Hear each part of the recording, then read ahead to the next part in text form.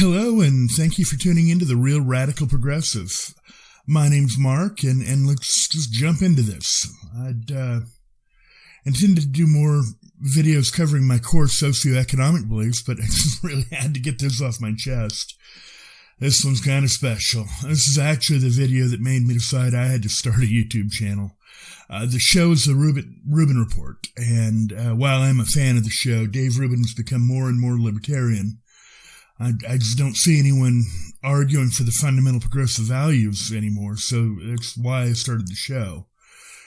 Rubin's guest in this video is a man named Brian Kaplan. He's a professor of economics at George Mason University and a self-avowed anarcho-capitalist, and I've got to admit, he kind of gets me infuriated sometimes. I'm not going to go over the entire video. It's about an hour and a half long. I'll certainly link to it so you can see all of it if you want, but I'm going to try and comment on most of the egregious points. So let's go ahead and start this, shall we?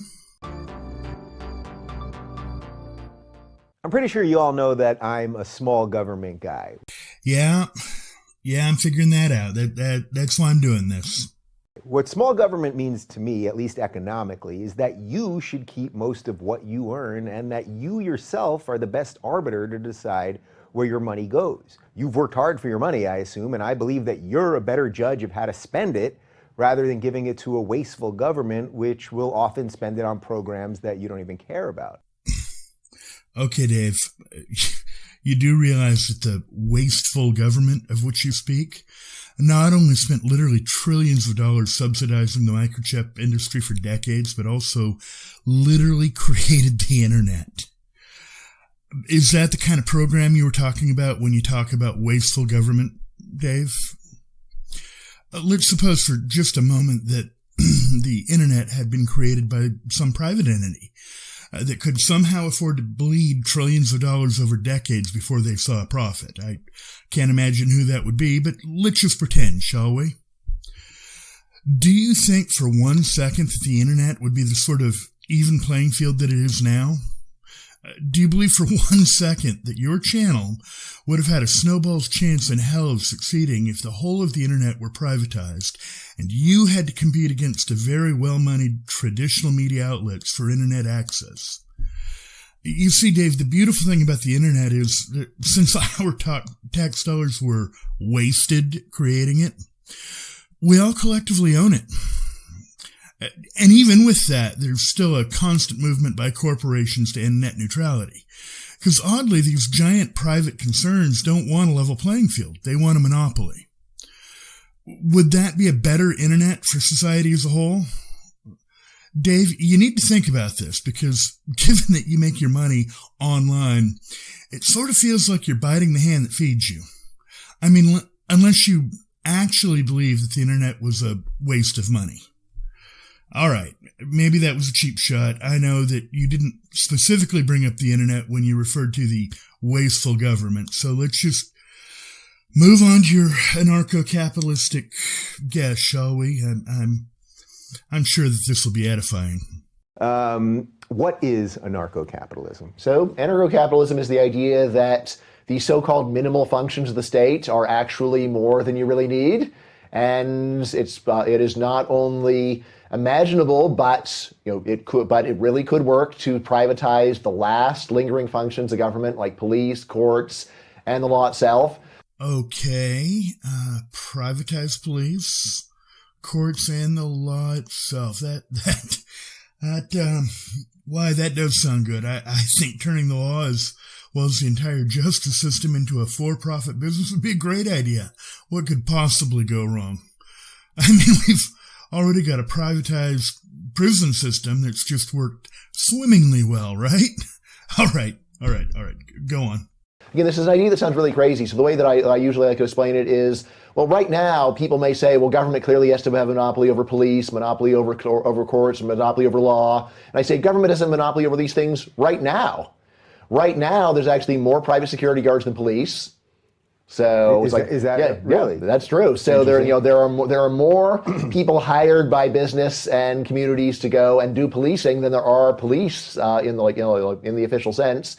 Yeah, You do realize that we call them mall cops, but they aren't really police. I had a job as a night watchman when I was 17 at a local lumberyard. I was essentially cheap fire insurance.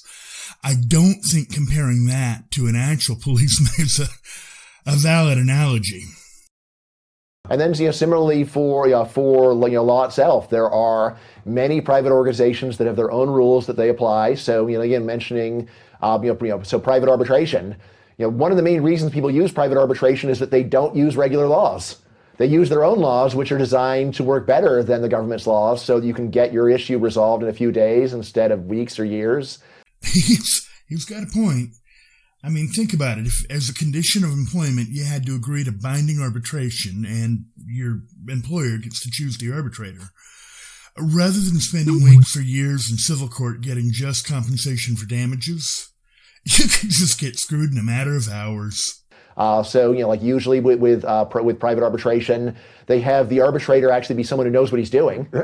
So they have someone who is, in fact, an expert on this area of business, rather than giving it to a generalist and 12 people who were too dumb to get out of jury duty. Okay, first, I loved his jab about people being too dumb to get out of jury duty. But then, to be fair, I wouldn't expect somebody who's a self-proclaimed anarchist to have a whole lot of respect for the performance of civic duties. But certainly I can understand why in certain highly technical areas, private adjudication might be preferable. But can you imagine if your only recourse against, for instance, a negligent landlord or employer was to go to an adjudicator of their choosing? Would you really think that person was going to be fair and impartial? Does this feel like due process? All right. Let's see what else he has to say. There's very good reasons why people are using these private alternatives right now, which is they're better. Again, I have to ask, better for who? And in what situation? With private arbitration, right now, one of the big limits on private arbitration is that even if you sign a so-called binding arbitration clause, in fact, if the person if a person doesn't like how the binding arbitration turns out, they can go and still sue you. Go to the court. Yes, they can take you to court. So, for example, if you sign binding arbitration saying, in the event of any employment dispute, it's this will be handled by private arbitration. That contract in general is while it might get enforced, there's no confidence that it would be. Yeah, I can see how that would be a problem.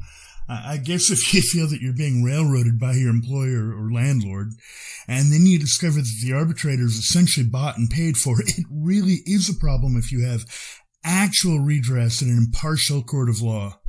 I mean, if as an employer or landlord, you can't just do anything you want to your tenants or employees without actual legal liability, then what's the point? I mean, other than the money, of course. And again, if you think about it, well, yeah, I mean, suppose that you could sign this binding arbitration. I could get my brother-in-law to go and be the arbitrator. He always rules in my favor. You could use. Oh, thank God. You do see the problem and understand why we need a public court system. I was really, really starting to worry about you. Use this to get around a great many government laws. So you can understand why government doesn't want to do this. Okay, am I being trolled? I guess I spoke too soon. The government doesn't want to do this. You mean you do? It would be all right with you if, just as a normal part of getting a job or an apartment, you had to agree to waive all of your legal rights to trial in civil court to be replaced with a kangaroo court of your employer/landlord's choosing? Really? You're being serious right now, really? And yet, clearly, you could go and allow a lot more room for private arbitration, and actually, it is likely that there is immense pent-up demand for private arbitration that is right now being stifled by regulation. Stifled by regulation? Do you mean like the Fair Housing Act or the Fair Employment Act or OSHA, the Bureau of Wage and Labor? Which regulations are stifling this? So, one obvious one to me is if you go to government courts and they say, well, actually, if this is a private contract, you just have to have an arbitration clause, and it's not our problem. So if you want adjudication, put an arbitration clause, and all we do, if there's a dispute, is show us the contract. It says this is the arbitrator, rubber stamp. That's it. Yeah. Oh my Lord. Okay, you do understand that if this is how the law actually worked, there wouldn't be an option, right? I mean, if all anyone had to do is add an arbitration clause in a contract that stated that any disputes had to go through an arbitrator of their choosing, there wouldn't be a contract that didn't have that clause. I mean, if all you had to do was add a clause to get around any legal liability, of course you'd add that clause. Follow me here. I mean that to get a job, rent, or buy a house, get a cell phone contract, I mean anything, the very first thing you'd have to agree to is to give up your right to a day in court. I can't believe you actually think this is a good idea. Like me, the fact that almost everyone would probably happily sign away the right to sue their employer shows there's something very, very bad about the system we have. It's like, look, it's the kind of thing that like the right to sue your employer is the kind of right that people will sign away for a small amount of money. Right. Look, I can't speak for everyone, but generally when I get a job, it's because I need a job. So yeah, I'm probably not thinking about my rights to sue an employer at that point. But more to the point, being an honest person, I expect my employer to act in good faith. I've never actually sued anyone, but I have had to use the threat of a lawsuit to get wages that an employer wrongfully withheld from me. I didn't expect that employer to act in bad faith, but they did. Happily, because I hadn't been forced to sign away my legal rights, I was able to get the money that was owed to me simply with the threat of a lawsuit, albeit delivered by my lawyer, but that's a whole nother story. My point is, if you're a reasonable person, you're not going in thinking, well, they're going to act in bad faith, so I have to be able to sue them. You don't think that until you wind up there. It's sort of a thing of last resort. So yeah, you're willing to trade it away because it's not important until it is. So you mentioned earlier that even policing could be privatized. Sure. But what would happen, so I can understand that in a place like Beverly Hills. People have got a lot of money. We're going to privatize the Beverly Hills Police Department. Beverly Hills Cop. Okay, I saw the movie. That wasn't what the movie was about, but I had to get that in there somehow. But what about in a place where the economics are terrible, where people have no money, where probably crime is the highest? Who's going to put in money how are you going to make a profit off that? That's a really good question, Dave. How do we make a profit on the police force? I mean, after all, the bottom line of policing should be profit, right? Key thing to realize, though, places where crime is terrible are ones where the current police already don't work very well. So we're stepping back and realizing the current system is quite crummy to begin with. Now, who would pay for it otherwise? So, the obvious places to start are people actually are landlords. So, like in a more suburban area, you're talking about homeowner associations are some of the obvious people to pay for it. Wow. I mean, just wow. Okay, I didn't think I would ever have to explain this to a grown-up, but here we go. So, look, as far as I can tell, there are really only 4 models of law enforcement, at least that I can think of, and they are as follows. The first model I call the posse method. When a crime's committed, we form up a posse and we go get the bad guys. It's also called vigilantism or a lynch mob. And obviously there's several issues with this form of policing, the most obvious being the tyranny of the majority. You can easily wind up with a mob mentality where you may or might not get the right guy, and Lord help you, for whatever reason, right or wrong, your neighbors just don't like you. You might find yourself the guest of honor to lynching. This obviously isn't really conducive to what we would call due process. Then there's what I call the Juarez model, which is where you supply people with a gun and a badge, and then you either don't pay them or you pay them very little and just assume that at the end of the day they'll figure out how to make their money one way or the other. This method is also, to say the least, problematic. I don't think I need to go into too much depth as to why this is a problem. Then there's the Peel method, named after Sir Robert Peel, whom the British police are still called Bobbies in recognition of Sir Robert Peel. This model is what all modern police agencies are based on. It's the one that Mr. Kaplan's saying is so horrible.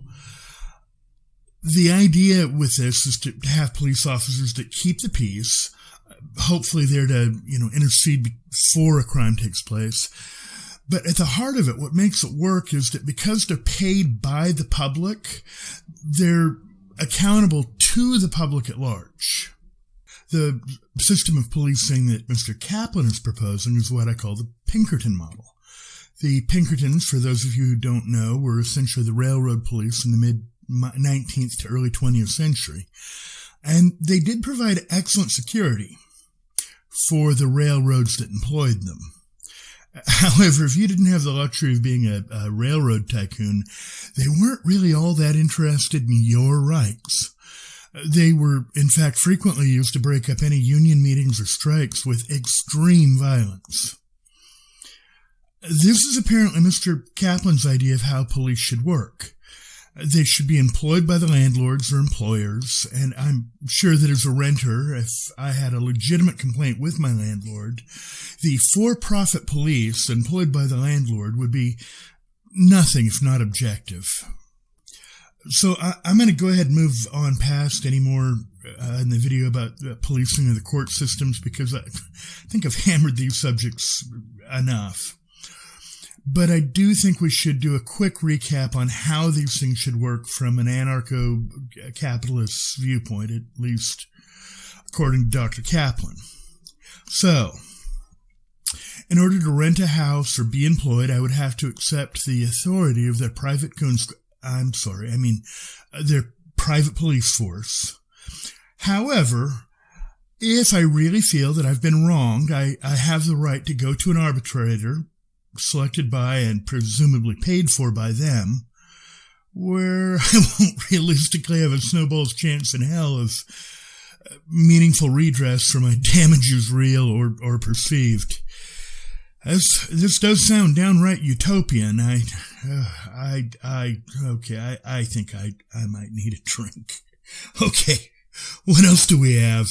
So one that's become very common with the internet is all kinds of reputational incentives.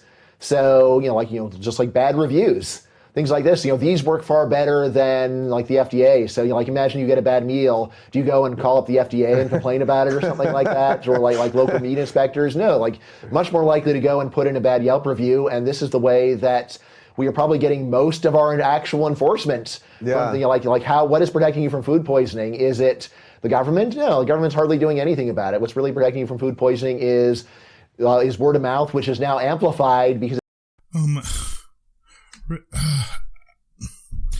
Yeah, I was right. I need a drink. Pardon me for a sec. I'll be right back.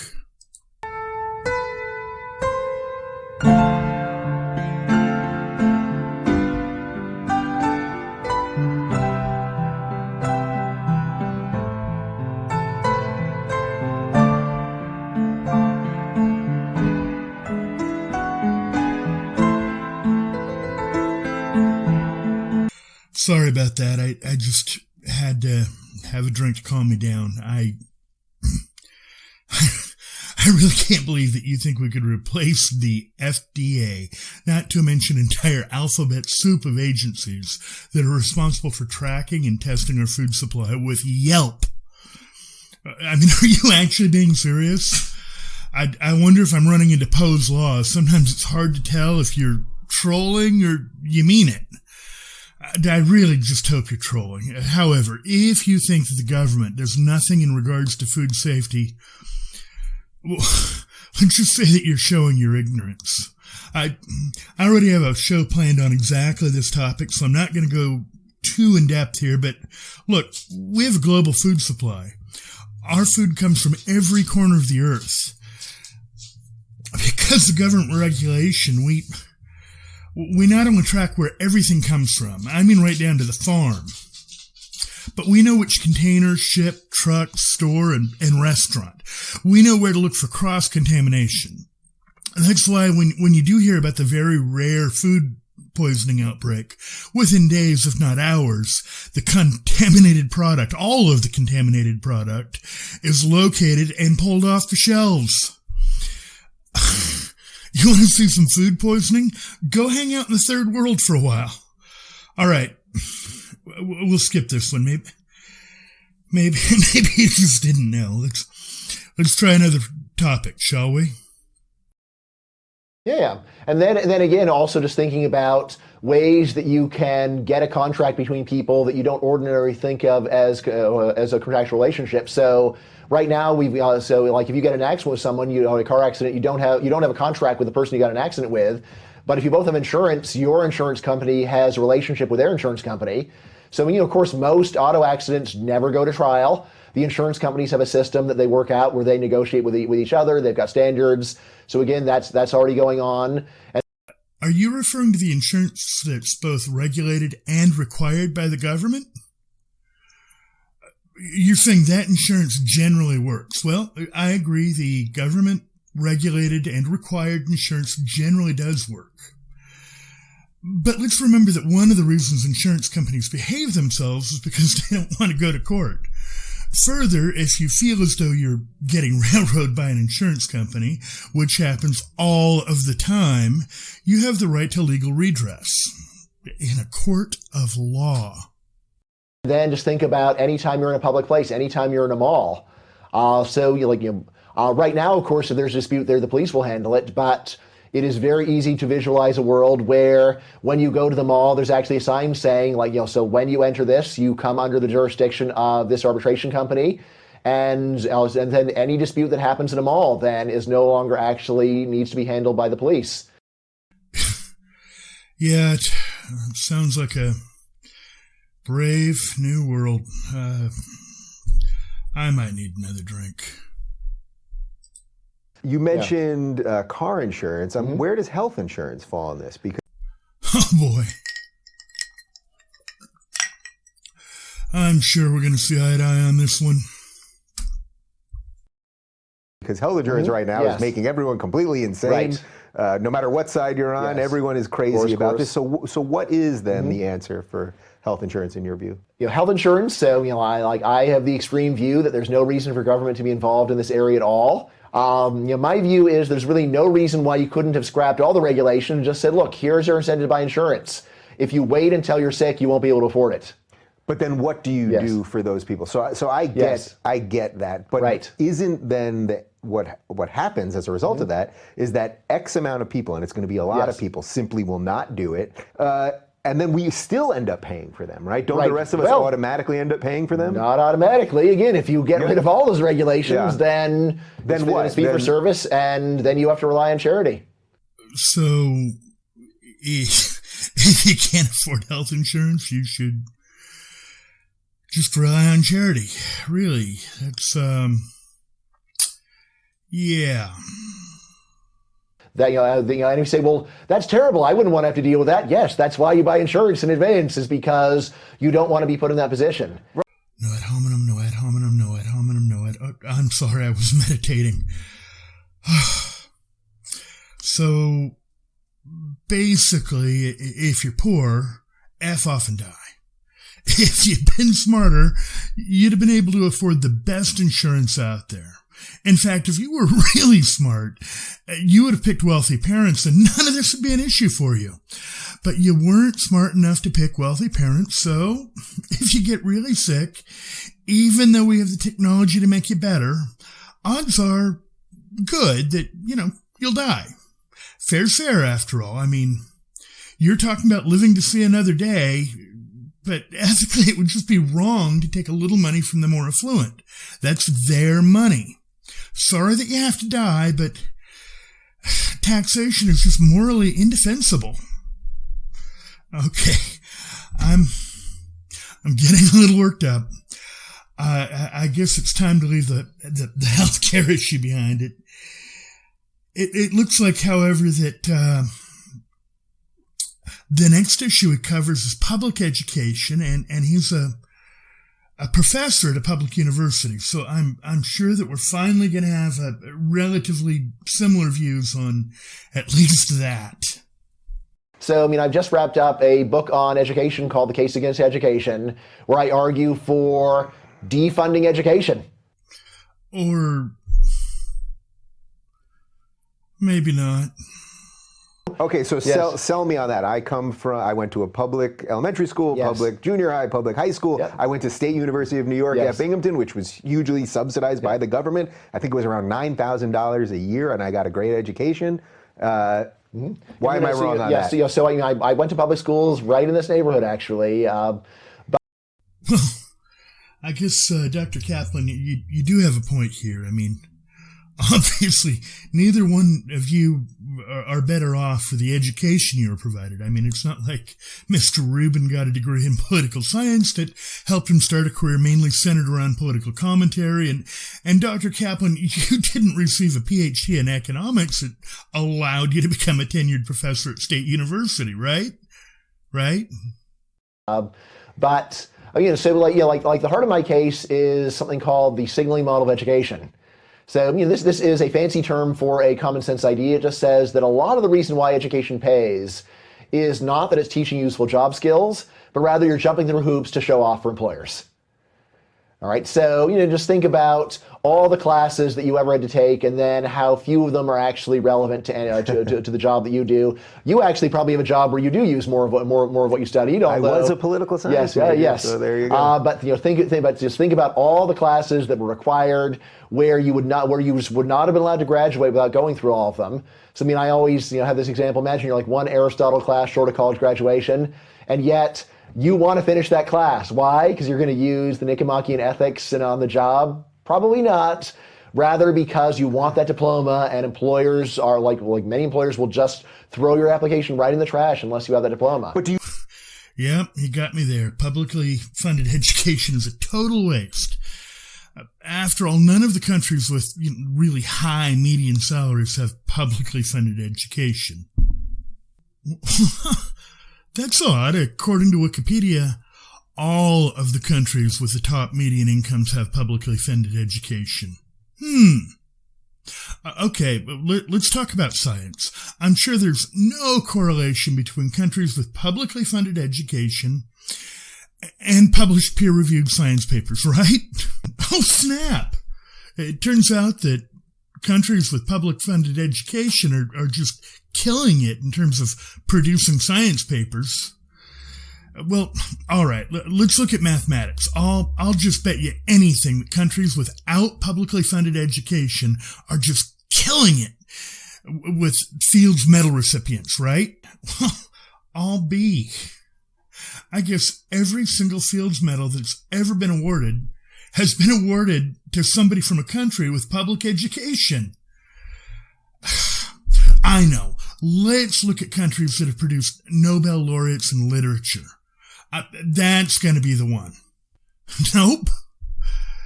What a shocker. Looks like the top producing countries in terms of literature have also primarily been countries that have publicly funded education.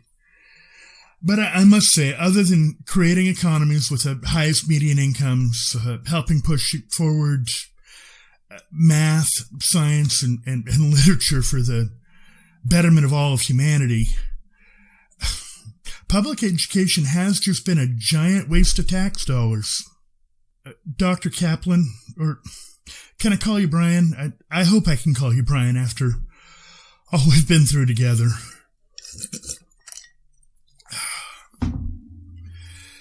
If you could just do one thing for me, I'd really appreciate it.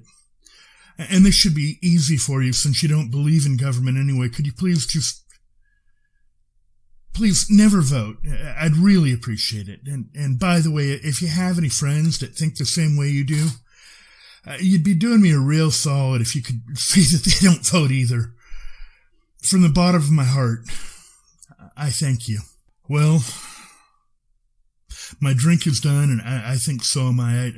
I don't think I can take any more of this, especially without more booze. So, thanks for tuning in. If you like the show, please hit the like button, and if you haven't already, please subscribe to the channel. My name is Mark, and until next time, take care and be well. Even you, Brian.